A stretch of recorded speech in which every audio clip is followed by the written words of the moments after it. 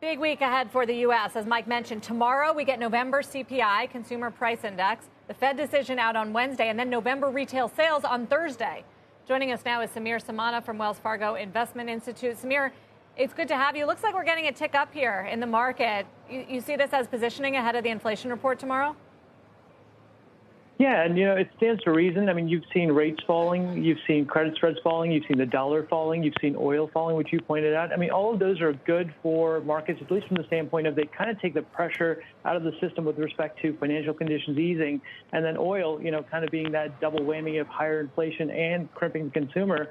That's been, kind of a really nice thing going into the holiday season. So at least right now, things are looking, pretty rosy for equity markets. I think the tricky part is, probably the next 5% is driven by where CPI comes in. Unfortunately, after that, even if you get up to that 4,200 level, things get a lot more difficult because, again, I think inflation comes down to 4% or so pretty easily. It's after that things get tricky. Right. So that sort of sums up your view and your outlook. We brought you on to talk about the 2023 outlook. So are you telling your clients to fade any rally we're getting in the next few weeks because you're pretty bearish for next year? In the near term, we think the first half will be pretty dicey. That being said, our target for next year is 4,300 to 4,500, so we do see some gains from current levels. Unfortunately, I think markets are looking past the valley that we see probably kind of in that first quarter area. So weaker in the first half, and then what? The Fed stops and you turn bullish? Exactly. So inflation does come down.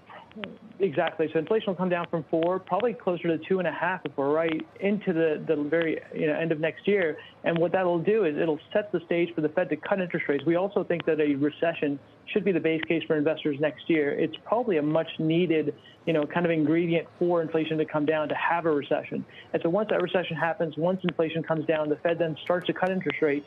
And with markets being as sensitive as they are to easing policy, we think they'll have a pretty good recovery in the very last part of 2023. You really think inflation is going to come down to 2% by next year, and they're going to be in a position to cut rates?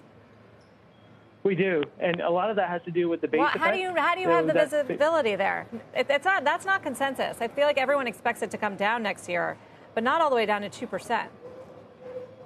Yeah, and a lot of it has to do with, again, we think they're going to be much tighter in the first part of the year, right? So the Fed's continue to tell you that they are here to fight inflation, and a lot of market participants have kind of dialed down the rate expectations. Again, we don't think that the Fed will be as complacent as markets think. So, it could be that right now the biggest surprise in the first half is the Fed has to go a little bit further to fight inflation in terms of interest rate hikes. That's why I think this week everybody's expecting a 50 basis point hike. I think the mystery is around actually the dot plot, which can be often confusing, but it gives us a sense of where they expect that terminal rate or that peak rate to end up from the Fed.